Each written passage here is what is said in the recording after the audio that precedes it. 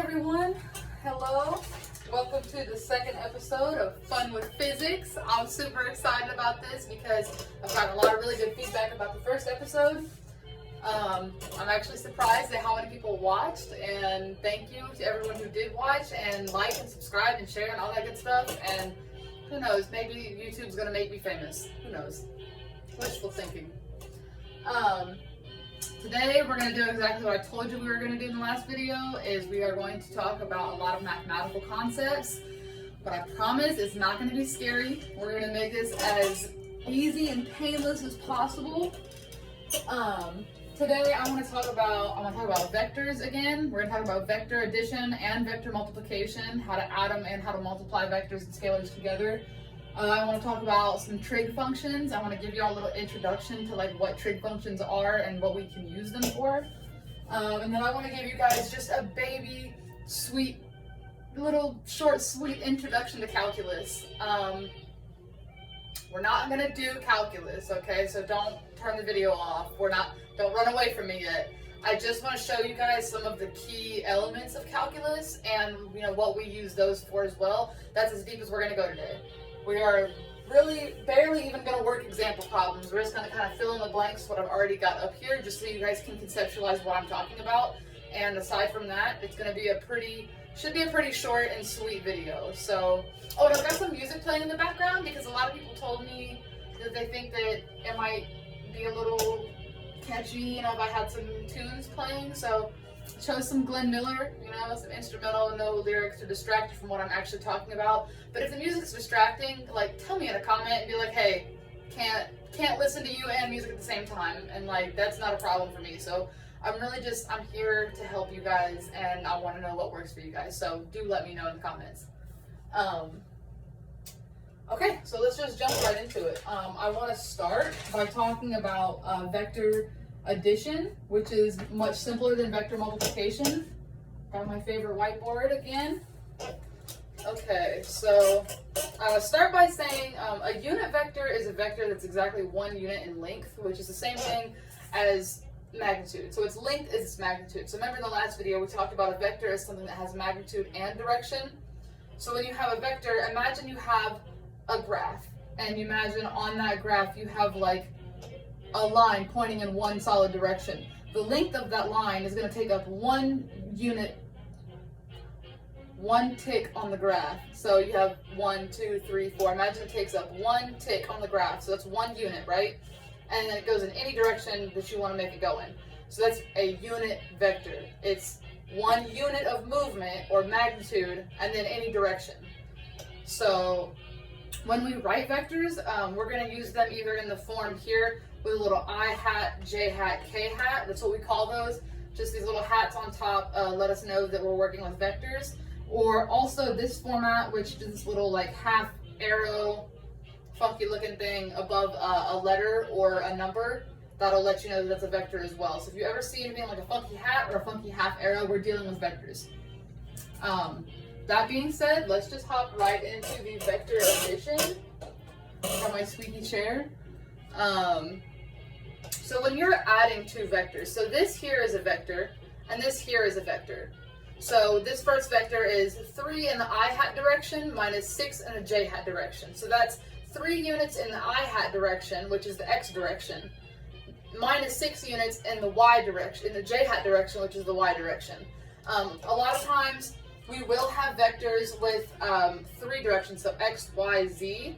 But right here we're going to keep it really simple and just keep it X, Y. So when you're adding vectors, all we're going to do is break apart the components and just add the components separately. So how we have 3 in the I hat direction and plus 2 in the I hat direction. 3 plus 2, go ahead and erase my question mark now.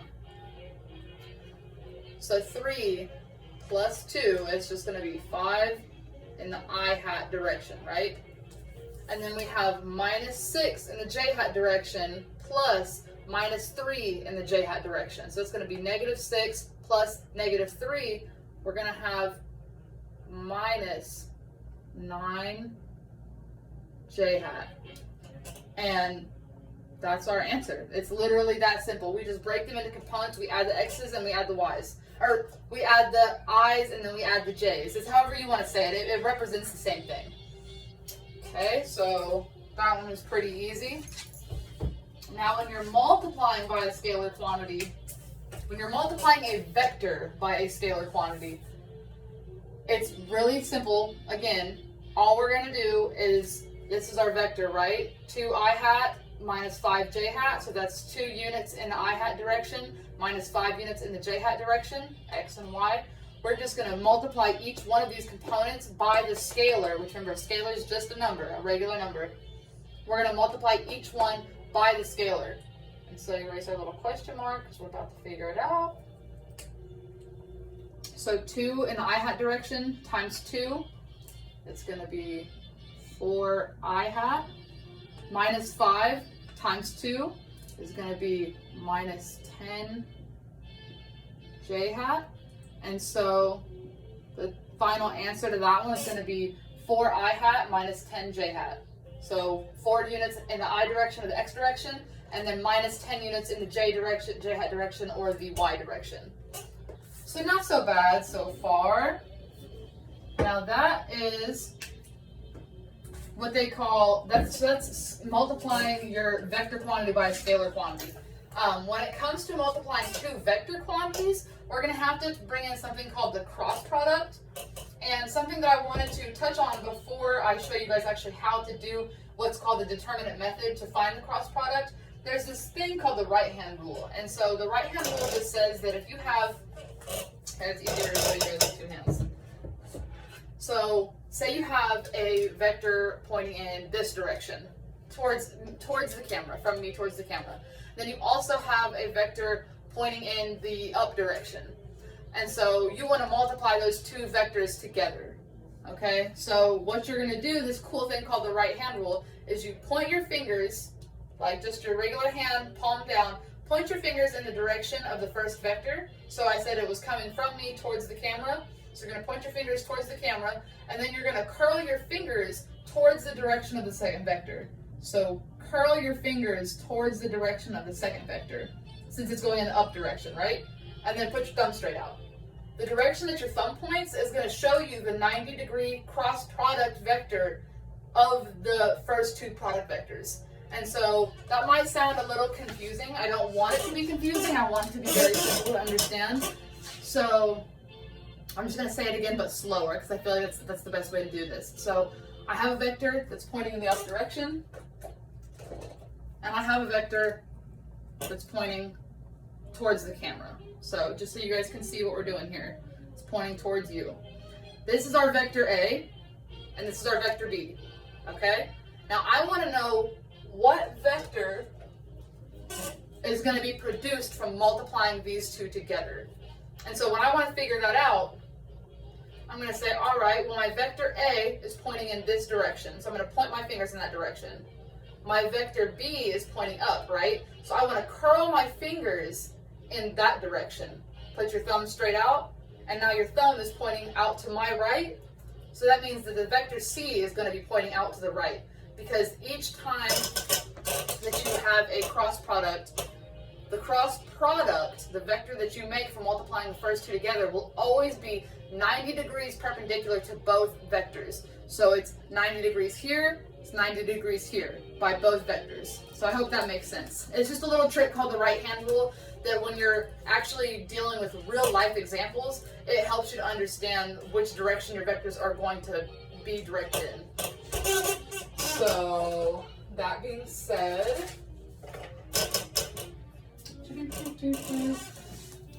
this is what we call the determinant method, or the cross product determinant method.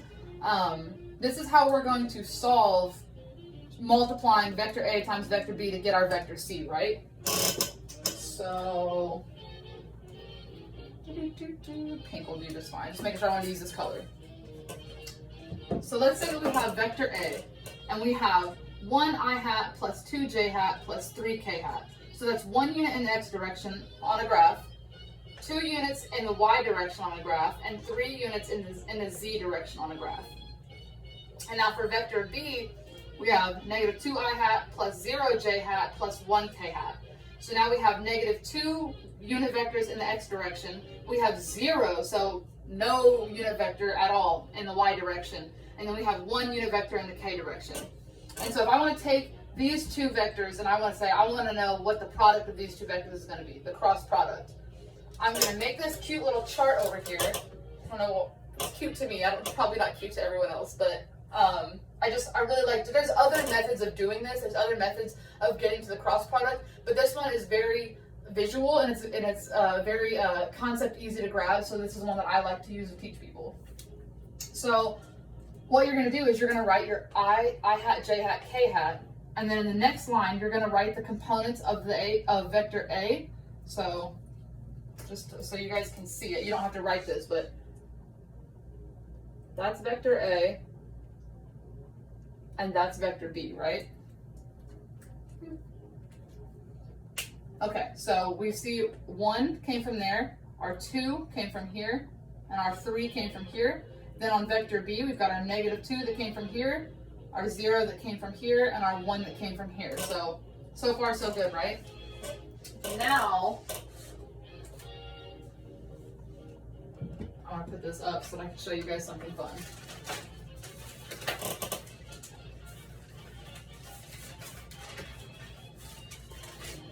There's another spare piece of paper. Okay. Alright, so the way that we're going to do this is, so for the first part, you see I've got this written out over here to the side where we have I and then a little matrixy box minus j hat and a little matrixy box plus k hat and a little matrixy box. This is the format that we're going to set this up in, which when you get really good at cross products, you will not even have to write this part out. It's just going to be in your mind. But I'm writing it out to show you guys what I'm doing. And so what we're going to do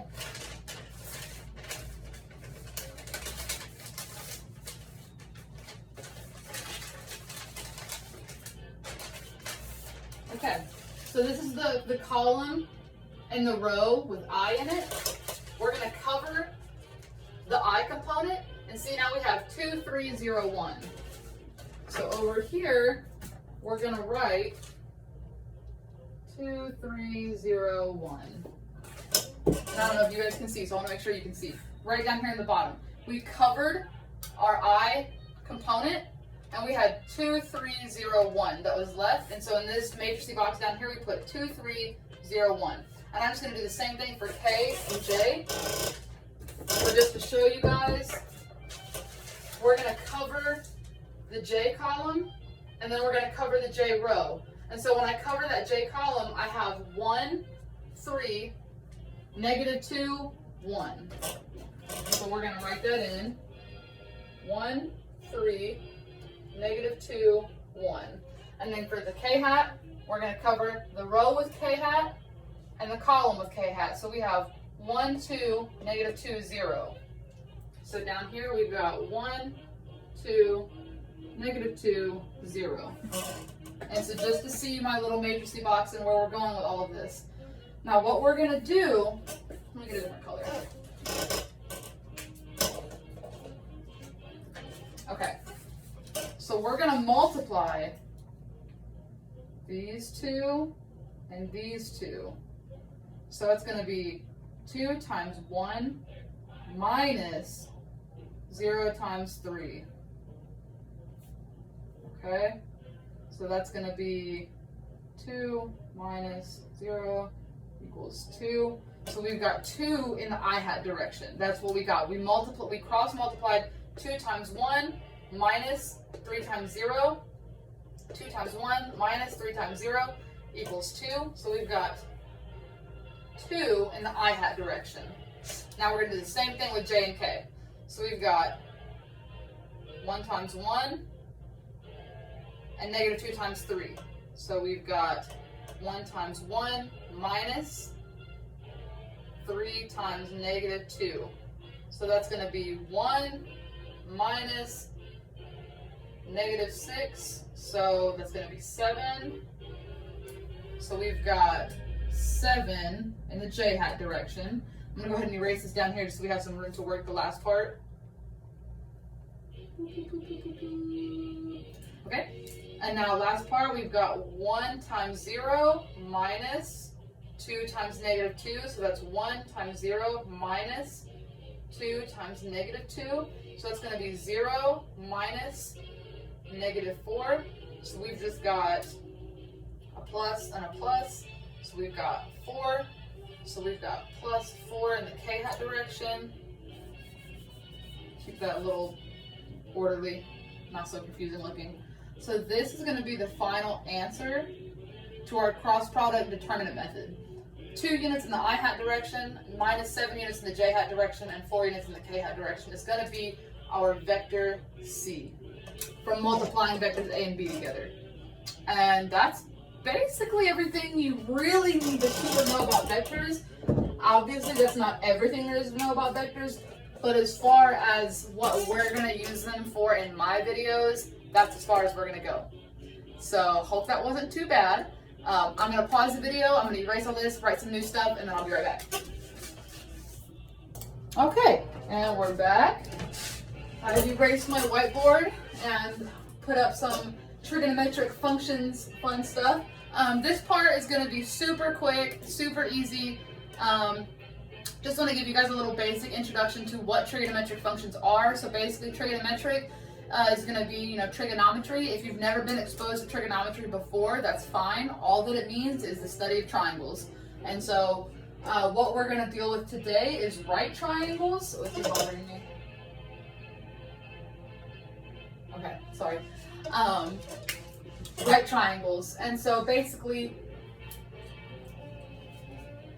one angle has to be 90 degrees. The other two are going to obviously equal 90 degrees because the whole triangle together, the angles are going to add up to 180. But, like this one over here that we're going to deal with later is 35 degrees, okay? So we automatically know what the other angle is, but disregarding that. Sorry, I'm getting myself distracted. It's been a long day. So basically, when you're dealing with trigonometric functions, what we're going to have to help us along here on our journey is called Socatella. And if you've never heard of that before, it just stands for sine, means opposite over hypotenuse, cosine means adjacent over hypotenuse, and tangent means opposite over adjacent. And if you're wondering, what is sine and cosine and tangent? Well, if you've ever looked at a calculator, oh, let's focus in, come on. Sine, cosine, tangent.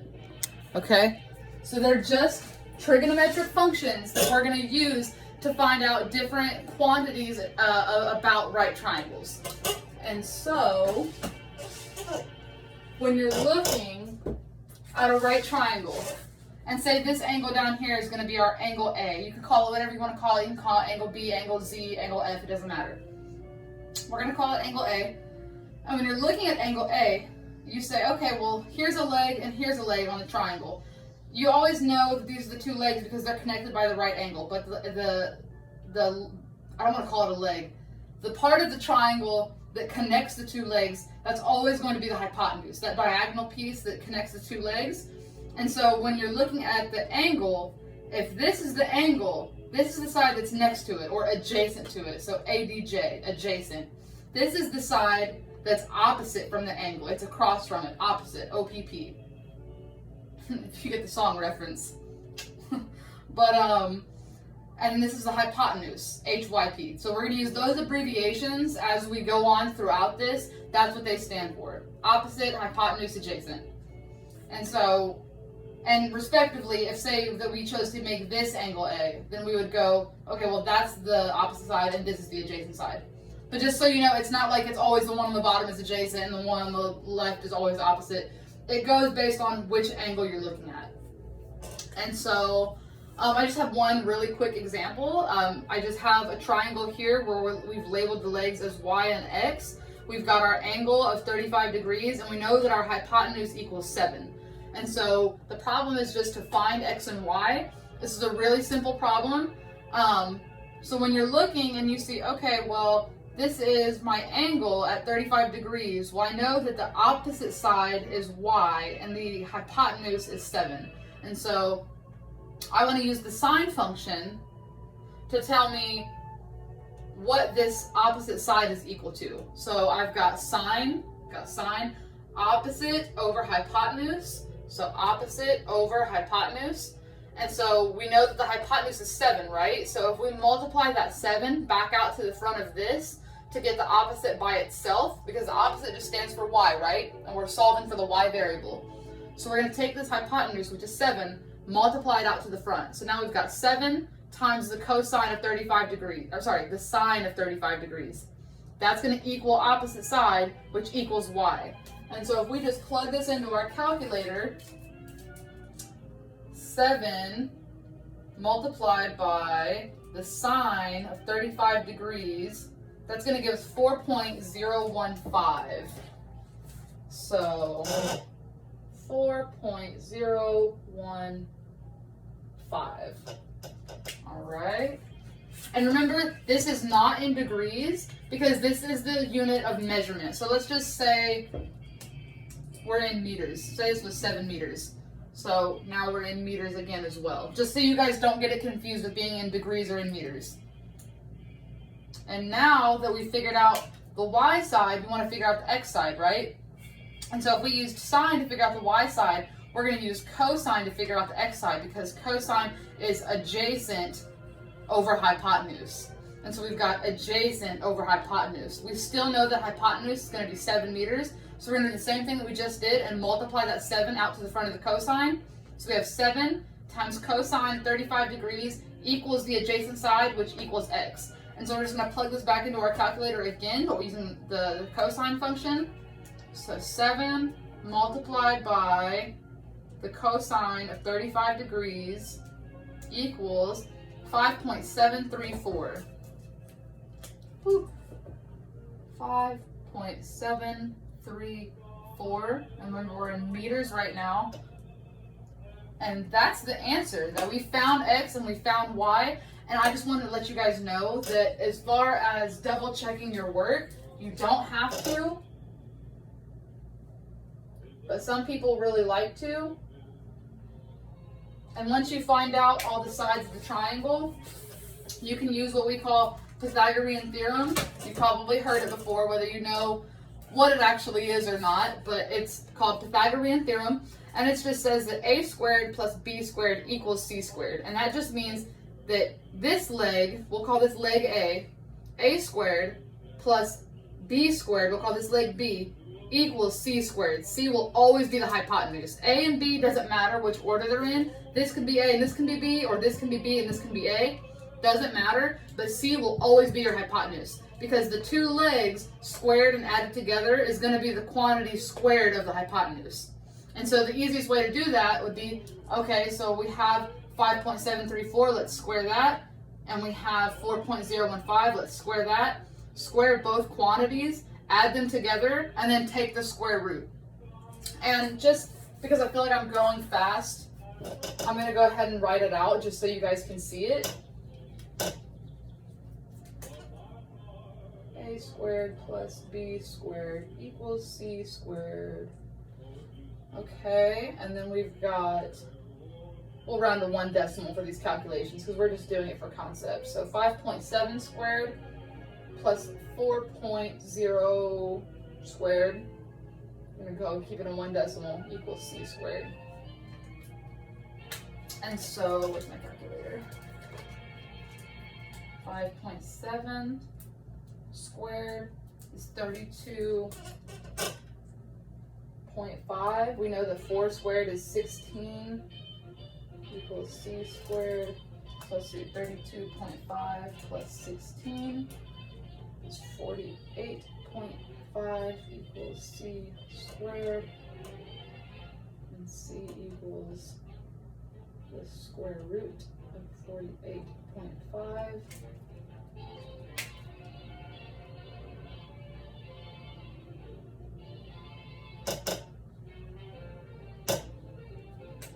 So c equals the square root of 48.5 equals approximately 7. We're just going to round it. 6.96, so approximately 7. So just to show you guys what I did here, with the Pythagorean Theorem, a squared plus b squared equals c squared.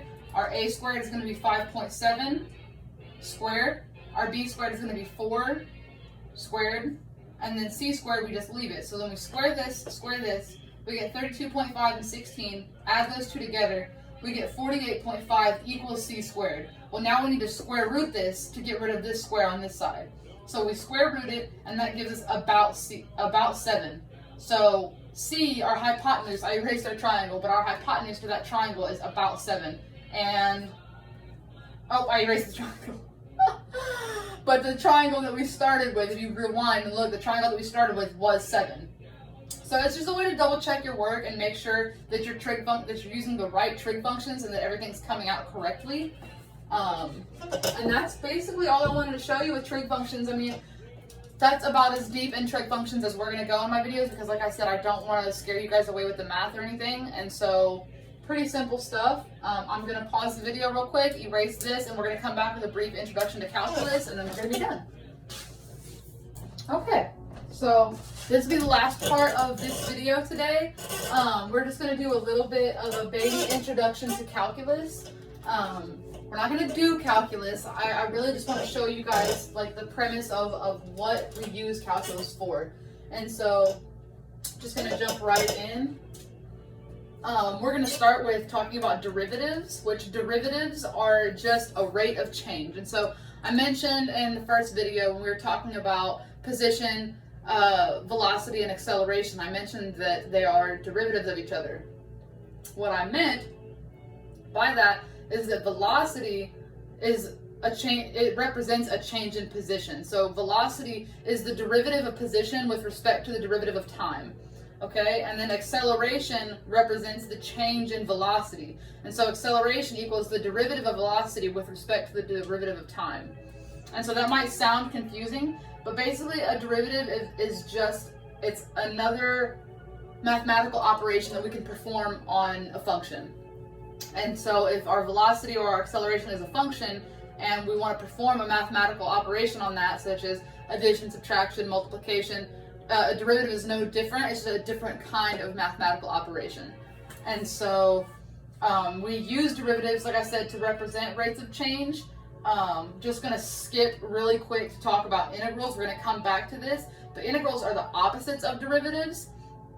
And so they don't represent a rate of change. But what they do represent is the area under a curve. And so I drew this little graph over here. And if you can imagine that this is a graph and it's going up, down, up, down, up, down, that would be really hard to try and measure. I want to know what the area is underneath all of those curves. So the area of this curve plus the area of this curve plus the area of this curve, area of this curve, so on, all the way to the end. If I wanted to calculate what that was, and I wanted to actually sit there and like draw out tiny rectangular boxes and take the area of each rectangular box and then add all those boxes together, that's the long way around of just taking the integral, okay? So really, what derivatives and integrals are for us are mathematical shortcuts versus having to take the long way around and perform multiple operations to get to the same answer.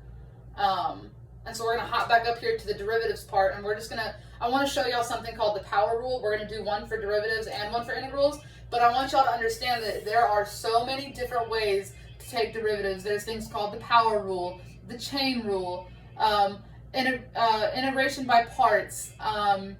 There's literally so many different kinds, and for the sake of my videos, I don't think we'll ever work with anything that we can't solve using a power rule, because it's typically just, you know, the beauty of physics is that most of the time numbers end up having exponents, and that's the only qualification that you need to be able to use the power rule, is you have to have a function with exponents in it. Or it doesn't even have to have exponents in it, but it's going to end up with exponents in it, if that makes sense. So basically, say we start with the function x equals t squared, and we want to find the derivative. So we're going to take, and this is our velocity. So our velocity is let me pause that. You're given a function of velocity as x equals t squared. We're going to take the derivative of x with respect to the derivative of t, and it's going to give us 2t, because what we're going to do here is we're going to take this little 2 in the exponent, multiply it out to the side, and then subtract 1 from that 2. Okay, so it's going to be multiplied to the side 2t squared, but we're going to minus 1. So it's going to be 2t to the first. When it's to the first, you just ignore that 1 and just pretend like it's not there. So it's going to be 2t. And what I wrote down here is just an alternate way to represent derivatives. It's called f prime of t. So basically, if we have a function f of t equals t squared, and we want to write the derivative, we're going to write f prime of t equals 2t. Same derivative, same problem, same process, power rule, get the answer the same way. It's just two different ways of writing the same thing. Kind of like with the vectors, you could either write I hat, j hat, k hat, or you could write the little half wonky arrows on top. Two ways of saying the exact same thing. So that's the power rule. You're going to multiply the exponent out to the side and then subtract 1 from the original exponent. Easy peasy. That's all we're going to do. That's calculus, by the way. You're doing calculus. And so for integrals, the power rule works similarly, but since I said that integrals are the opposite of derivatives, of course the power rule is going to work in the opposite way. And so what we're going to do here, say we're given a function of velocity as 2t, okay? We want to find the integral. That's what that symbol stands for, that big curly S looking thing. That is the integral of velocity of 2t. And we're going to figure out what that is. And so over here, we're going to, instead of multiplying by 2, we're going to divide by this coefficient 2 right here. So divide 2 divided by 2. Okay, so 2 divided by 2. And then instead of subtracting 1 from the original exponent, we're going to add 1. Okay, so instead of multiply, we divide. Instead of subtracting, we add. And so since there's an imaginary 1 right here, 2t to the first, right? Imaginary 1, we're going to add 1 to that. And so we're going to end up with 2 divided by 2 times t. And then that 1 plus 1 is going to give us squared. And so the final answer is going to be x equals t squared, because 2 divided by 2 is going to cancel. So then we just have t squared. And that's the power rule for integrals. And I'm going to keep it as simple as that. I'm not going to overcomplicate things. I'm not going to drag out more examples. I literally just wanted to expose you guys to the idea of what is a derivative, what is an integral. A derivative describes the rate of change, and an integral describes the area under a curve. And so now that you guys know, I was going to talk about limits in this video, but in my videos, we're not ever going to use limits. And so I decided against it, but I have a whole section written out in my notes about limits. And so if you guys want to hear about limits, I'd be more than happy to make like a little part 3 video where we can talk about limits. But I don't want to confuse anyone, and I don't want to give you guys a bunch of unnecessary information and just like bombard your brains. So let me know in the comments if you'd like to see anything about limits, if you'd like to see more with derivatives and integrals, because we could go into calculus all day long. I could make a whole separate series about calculus, if that's what you guys want. I just assume that we want to keep it very light on the math and very heavy on the physics concepts, because that's what's going to keep you guys interested. And since you guys did so well and sat through this video of math, the next video that I make is going to be a fun experiment video, because I also want to do, in this series, we're going to have our regular physics topics, we're going to have our astronomy topics. I want to do physics experiments, which are going to be actually like me out in my yard in like my lab coat and goggles, like doing experiments and probably having all my neighbors laugh at me, and it's going to be a great time. And those are going to be really fun. My friend's son, Riker, he's 8 years old. He has volunteered so graciously to be my little science partner, my lab partner, and so he's going to be helping me out with a lot of the experiment videos. And then I also want to do segments called Scientist Spotlight, where we are basically just going to learn about different scientists, like some of my favorites, like Carl Sagan, Nikola Tesla, Stephen Hawking, Albert Einstein, Isaac Newton are just some of the ones that I have planned already. But so we're not just going to sit here and drone on about physics and calculus, and I'm not going to bore you guys to death. I promise it's going to be fun, and hopefully you guys are going to gather the materials when we do experiments, and you guys can kind of do them with me. So that being said, thank you for watching. I'm going to go ahead and shamelessly plug my Cash App one more time, because I love you guys and I'm really looking for some extra support here. But like I said, don't feel obligated, because these videos are literally, I just want to have fun, and I just want to teach you guys as much as I can teach you, as much as you'll let me. But like I said, poor college student. I have a dog that weighs 120 pounds and he eats a lot.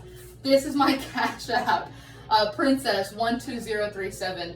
I'm taking literally any and all donations, whether it's $5, $10, I don't care. I just, you know, it's one of those things where everyone told me, like, oh, you know, like, I would love, and I've already received donations, and like, thank you guys so much. Thank you. You know who you are, and thank you so much for donating, because it makes all the difference. And it's like, I'm gonna do this whether I get 2 cents in donations, $0, $20, I don't care what I get. The money doesn't matter. I just am shamelessly plugging my Cash App here so that if you guys feel like donating to my cause, you can.